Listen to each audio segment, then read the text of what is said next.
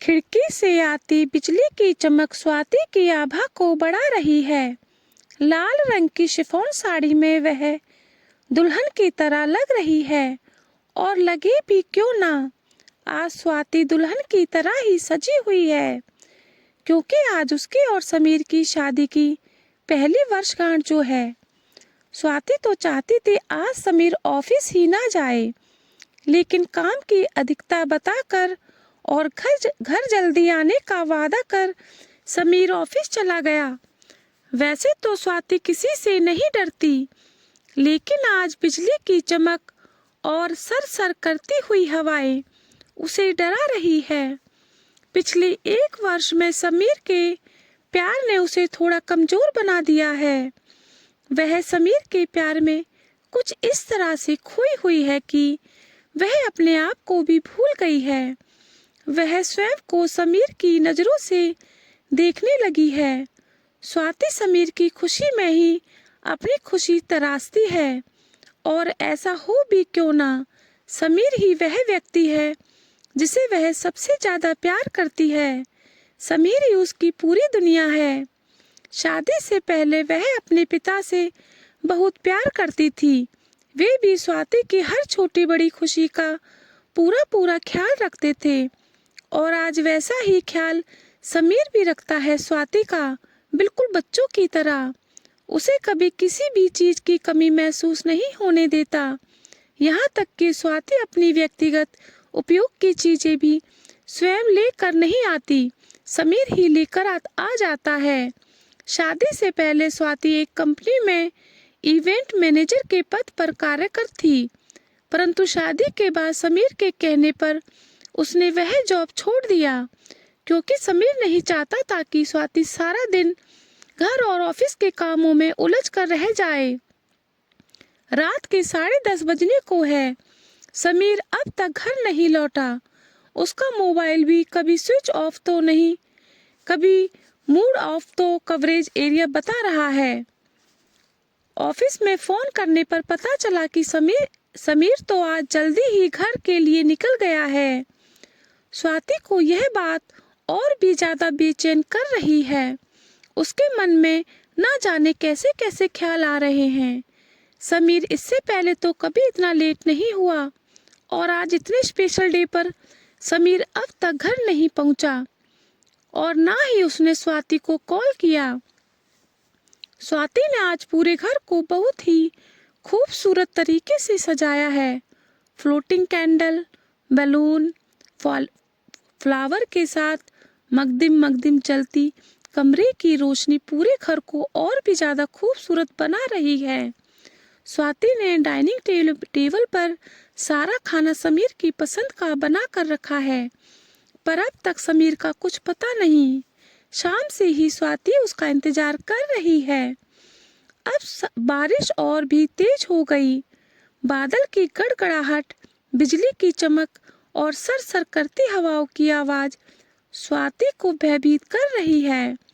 इंतजार करती हुई स्वाति थक कर सोफे पर बैठ गई।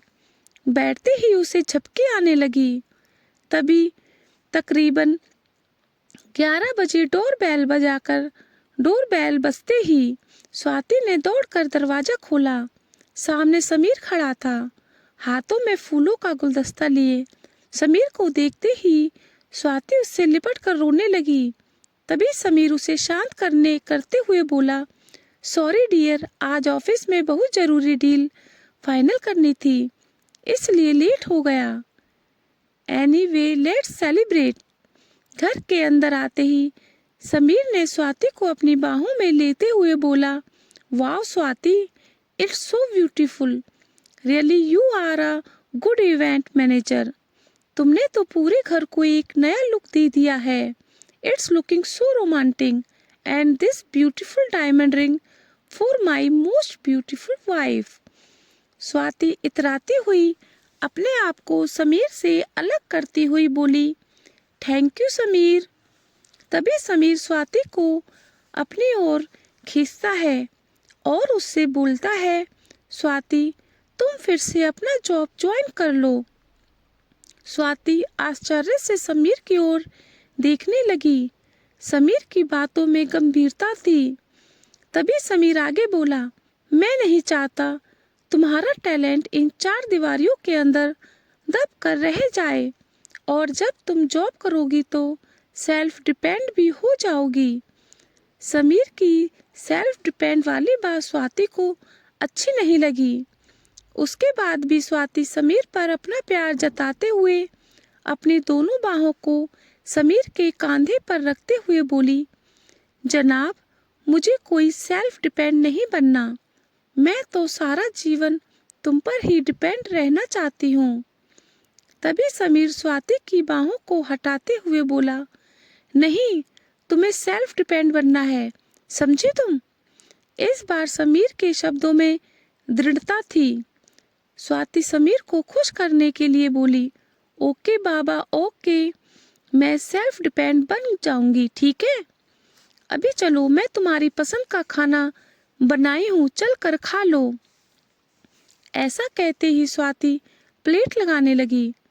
स्वाति को प्लेट लगाता देख समीर बोला, एक ही प्लेट लगाना, मैं खाना खाकर आया हूँ।